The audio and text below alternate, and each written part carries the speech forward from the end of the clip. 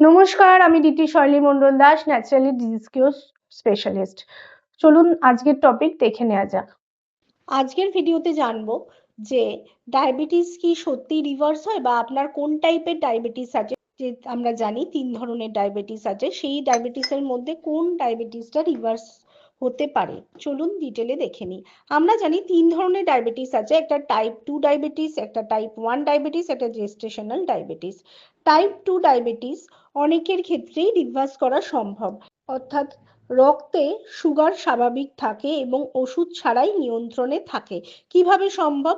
কারোর যদি ওবেসিটি থাকে তাহলে সেই ওবেসিটি ন্যাচারাল পদ্ধতিতে কমাতে হবে, নিয়মিত ব্যায়াম করতে হবে, কম কার্ব লো গ্লাইসেমিক ডায়েট খেতে হবে, পর্যাপ্ত ঘুম নিতে হবে সারাদিনে, এবং স্ট্রেস বিভিন্ন মেডিটেশন যোগার মাধ্যমে কমাতে হবে।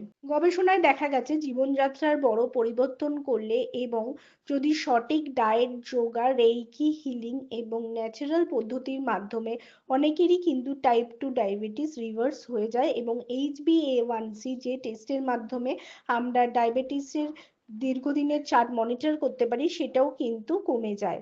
টাইপ 1 ডায়াবেটিস বর্তমানে পুরোপুরি রিভার্স করা সম্ভব না।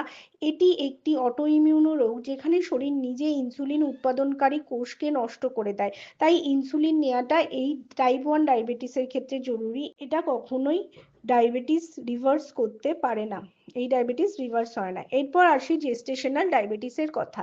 অনেক সময় প্রসবের সময় বা প্রেগনেন্সির সময় জেস্টেশনাল ডায়াবেটিস দেখা যায়, এবং ভবিষ্যতে এই ডায়াবেটিস থেকে টাইপ 2 ডায়াবেটিস অনেকেরই এসে যেতে পারে।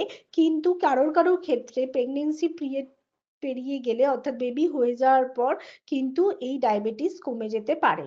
অর্থাৎ বুঝতে পারলেন যে আপনি কোন ডায়াবেটিসের অন্তর্গত আপনাকে জানতে হবে, এবং সেই অনুযায়ী আপনি যদি চান আমরা কিন্তু ন্যাচারাল পদ্ধতিতে টু diet, reiki, yoga, healing, panchakarma থেরাপির মাধ্যমে ন্যাচারালি আপনার ডায়াবেটিস রিভার্স করে দিতে পারবো।